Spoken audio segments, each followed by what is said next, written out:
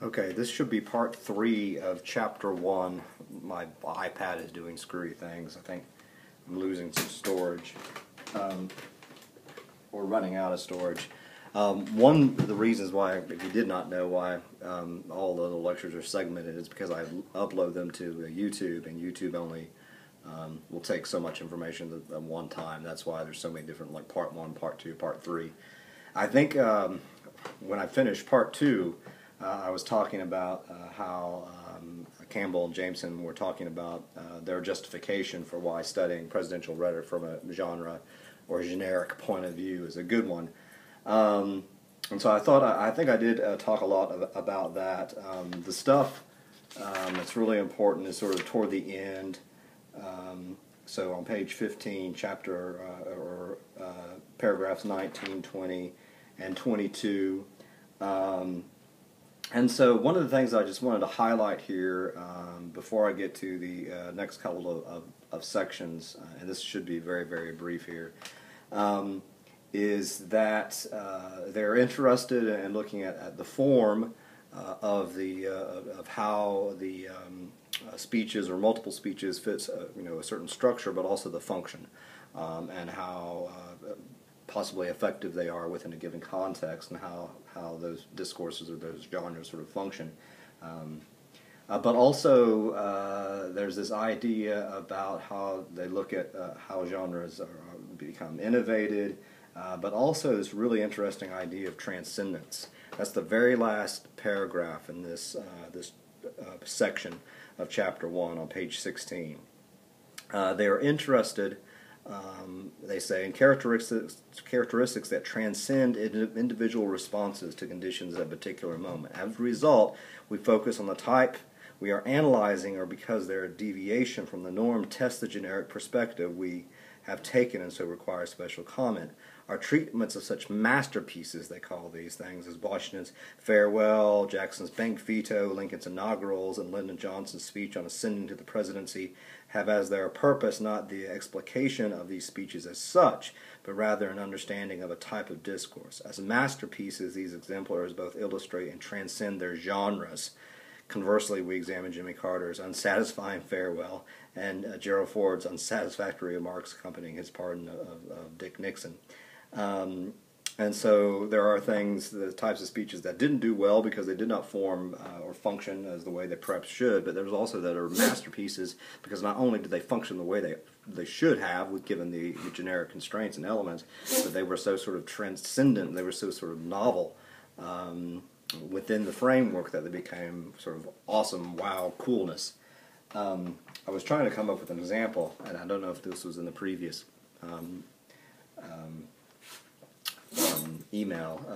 previous recording or not, but when you think about people who are masters at their craft, people who have really taken a particular genre and played with it and still sort of fit the constraints of the genre, but just sort of kicked it up a notch. I'm thinking about sort of geniuses like Taylor Swift, or perhaps Dionne Warwick. Did she find her way to San Jose? She found her way. These artists, One Direction. Though they lost one guy, so they've lost their direction. It's very unfortunate, but hopefully you get the point. I get the point. Okay, so the thing about speechwriters, they don't care about speechwriters. It's because basically when we think about a president speaking, we assume that these are the words of the president, whether he had speechwriters or not, so screw it. And then they talk about evaluating public discourse, and that's the very last part of this very first chapter. Some interesting stuff here, and one of the things that's interesting is we're not necessarily interested in what was the intent, because there's no way we can get inside the minds of the speaker or the president or the speechwriters. So oftentimes rhetoricians, we don't care what they meant to do, but what does the speech or what does the discourse actually do? how does, and this goes back to the very nature of the rhetorical presidency, the very nature of the idea of rhetoric as discourse, whether it be a speech or other form of discourse, that invites us to see a world in a particular way.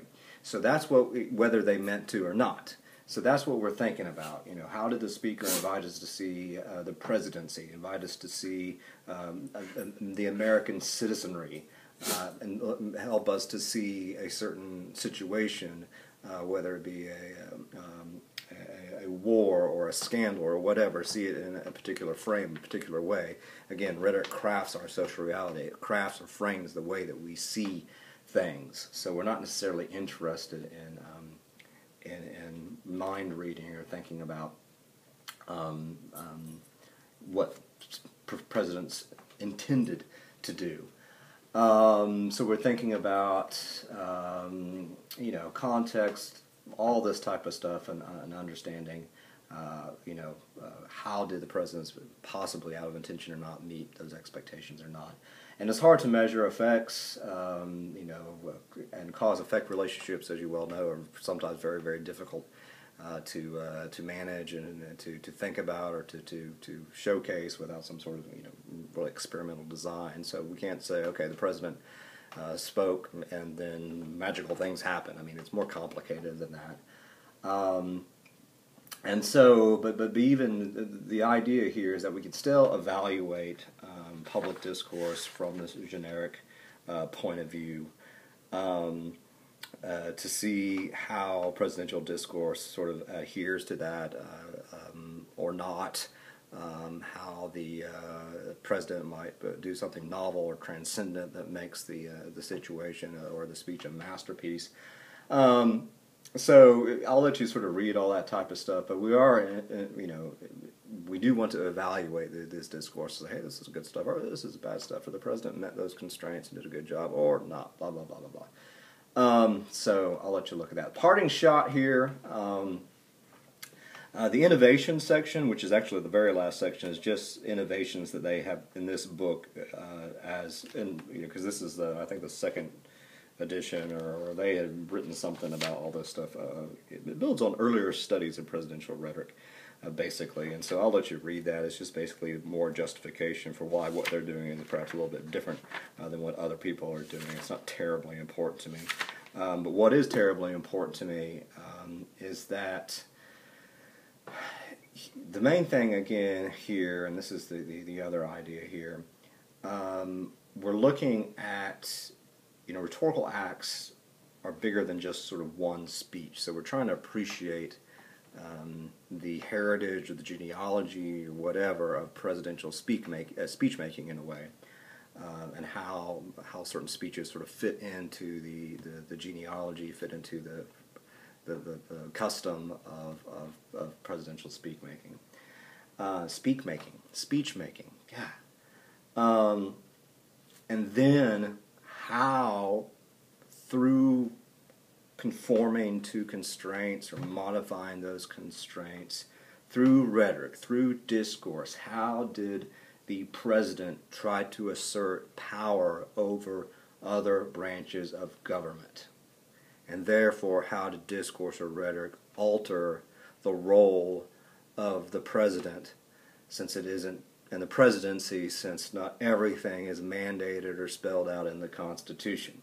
So again, the presidency as we understand it now is an amalgamation of tons of speeches and discourses that presidents have made since 1789, whatever it was, whatever year that was, to today, and how presidents have used their discourse to exert their own power to craft what we think of as the presidency, craft what we think of as America. What is America?